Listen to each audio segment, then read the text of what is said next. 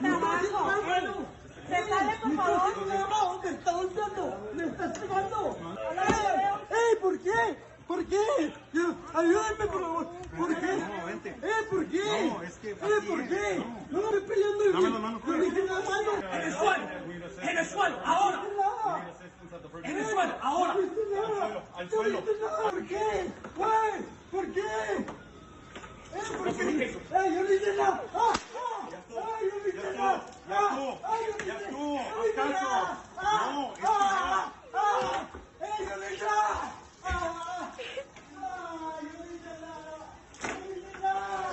hice nada. Ahora ya. Dame la mano. ¿Por qué le estoy gastando toques, cabrón, si no eres? Ya. Estamos a las piernas.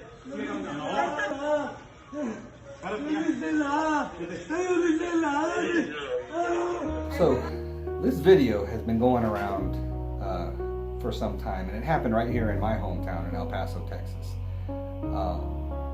And you know, I think there's actually three parties involved in this incident.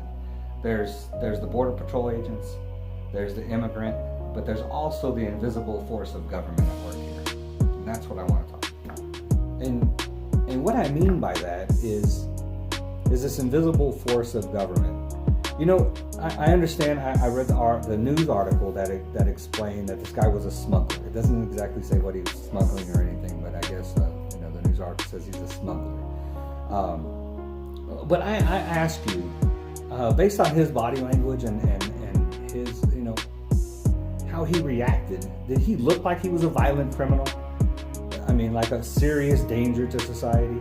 I mean, to me, it reminded me of somebody that was like being drugged away from his family or his kids. I mean, the guy was almost in tears, crying, trying to hold on to the counter. The Border Patrol agents, they even seemed like they felt sorry for the guy. Like they didn't want to be doing what they were doing. You know, like they didn't have that, you know, like you would think our law enforcement agents would feel like they had a noble purpose. But these guys felt like they looked like they were sad about what they were doing.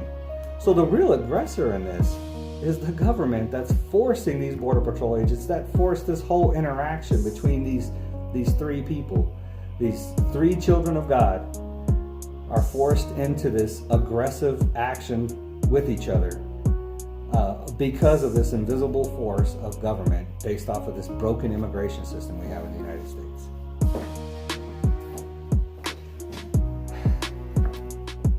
And you know, this saddens me. It does. And it not only saddens me for these three people, but it saddens me as a society. Because I don't think any of these three people are to blame. I don't think it's the Border Patrol agents aren't to blame. They're doing their job. It's not the immigrants. He's not to blame either. I mean, he's probably trying to support his family, to be prosperous, finding some way of earning a living for his family. I blame this system that these two old parties have refused to fix since I was a kid. You know, I remember my furthest memory of politics. Immigration's always been an issue. It's always been an issue, and it's really a shame because we are a country of immigrants. My grandfather came here on a boat in Ellis Island, a boat full of refugees. Hundreds and hundreds of refugees on this boat. I've seen the list with my grandfather's name on it. They all piled into New York City. Did it crash New York's economy? Nope. It actually became even more prosperous. This system it became broke. It hasn't always been broke. It became broke because of this government that we have. So with immigration, you know, the United States has always been the shining star of the world, and you know, and we want it to remain that way. The fact is you know, immigration is down.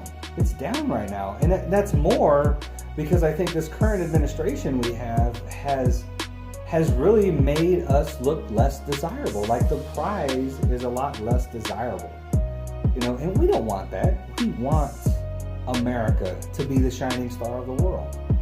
You know, what we want to do is we want to make it more desirable for people to stay where they're at. That's the solution that we need to look for. And this video, just take a look at this video again. This video is going viral. This is how the rest of the world is going to view the United States. I mean, is this how we want our immigration system to be viewed? Is this how we want to show how we treat non-violent immigrants? Let's look at it again. Se sale, por favor. Me está golpeando, me está pegando. ¡Ey! ¿Por qué? ¿Por qué? Ayúdenme, por favor. ¿Por qué? ¿Por qué? No, es que ¿Por qué? No, me estoy peleando. Dame la mano, Yo dije la mano. En el suelo. En el suelo. Ahora. En el suelo. Ahora. Al suelo. ¿Por qué? Güey, ¿por qué? ¿Por qué? Yo no hice nada. Yo no hice nada. Ya estuvo. Haz caso. No, es que ya.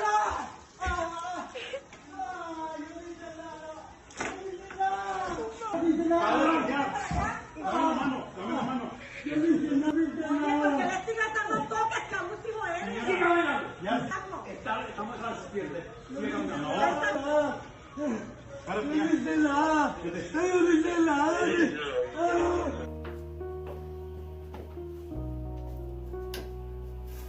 So, what is the solution? How do we fix this? Well, I will say this much. I live on a border community, so this is so important to me. I attended this panel meeting, and there was some I can't remember all of the individuals' names, but there was these 4 people on the panel, and one of them was a professor out of Houston, and just really smart guys. And I took some notes. I really want to share some of these statistics that I wrote down with you. So, the one thing that caught me is our current system. Why is it broke? Why do all our immigration system is broke? Why is it broke? So the first speaker at this panel brought up a situation. If you are a unmarried U.S. citizen and you have a child that is in Mexico, and you want to bring your child, you want to immigrate your child to the United States. This is your own son of a U.S. citizen. To immigrate that son to the United States, you have to petition. You file a petition with immigration. And right now, the wait list, they're currently processing petitions from August of 1997. So that's a 22-year wait list. So this is how broken this system is. I mean, it is so anti-immigration. It's anti-legal immigration. I mean, the fact is with population growth comes economic growth. It coincides. And right now, as of 2019, the United States had zero population growth. So our population has now stagnated. Eventually that will affect our economy, and our economy will stagnate. So we need these immigrants to come here. It's a supply and demand. Supply and demand. The supply. So if there is a demand for jobs, the jobs will come. If there's a supply of immigrants, then the economy will find a place for them. It works. A few things we're going to have to do in order to fix this, because of course we can't have the massive flooding of millions of people into across the border. That's just illogical. But I will talk about some solutions. The first thing we need to do is, like I said earlier, we need to fix where they're coming from. What are we doing right now that is hurting them? Let's think about this for a second. I'm going on. It's a corruption thing, right? I mean, there's a lot of political and government corruption in South America and Central America. I think we can all agree on that. So what causes this corruption? Drug trafficking?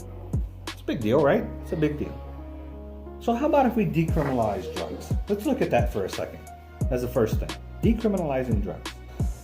Okay, so before we go crazy about, oh my God, here we go, libertarians talking about decriminalizing all drugs and stuff. Let's think about this for a second. Why do we throw people in prison for poisoning their bodies? I can go drink a gallon of bleach right now. I'm not going to get thrown in prison for that. You know, we have an open, and I mean, these people are addicts, man. I mean, they're addicts. We have a whole, you know, I'm a veteran, and I have brothers and sisters that are veterans that are addicted to opioids right now, but we're not throwing them in prison. Because it was doctors that got them addicted to the drugs? Come on. You know, this is a medical problem. Drugs are a medical problem. These are non-violent criminals. If they're guilty of a violent crime in conjunction with their drug use, then of course that's a whole different subject. But we're just talking about drug use.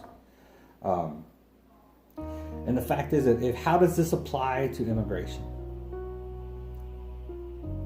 The black market for illegal drugs is the number one financier to the cartels in South America and in Central America.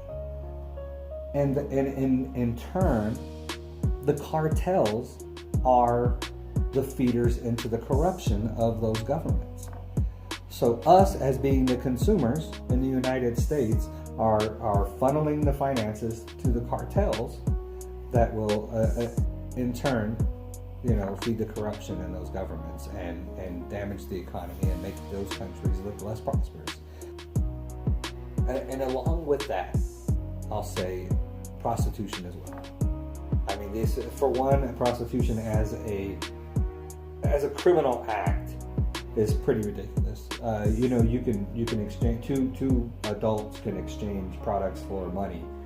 This is legislating morality, is what this is. That's where all of these has come from, and all it has done is cause more problems.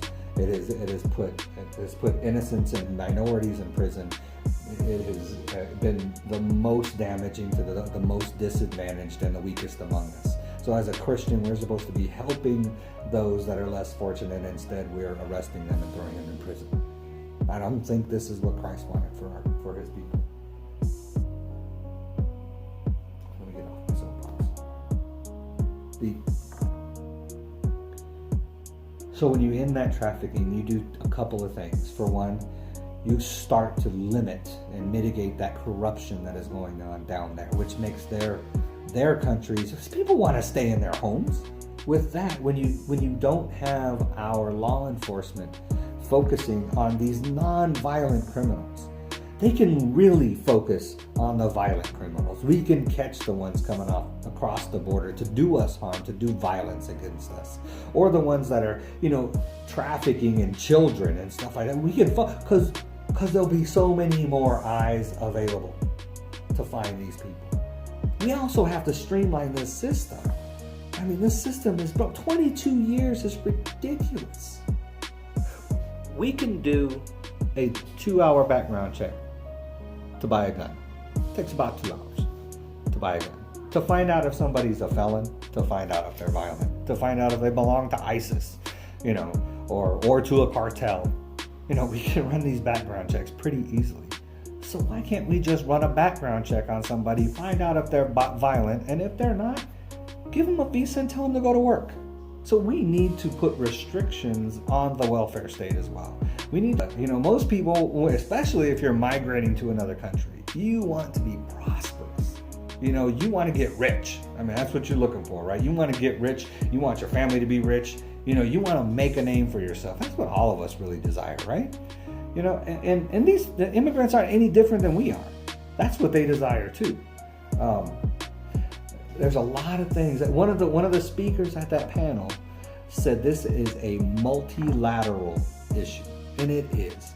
You have to come at this from all sides, from criminal justice to human rights to the economy.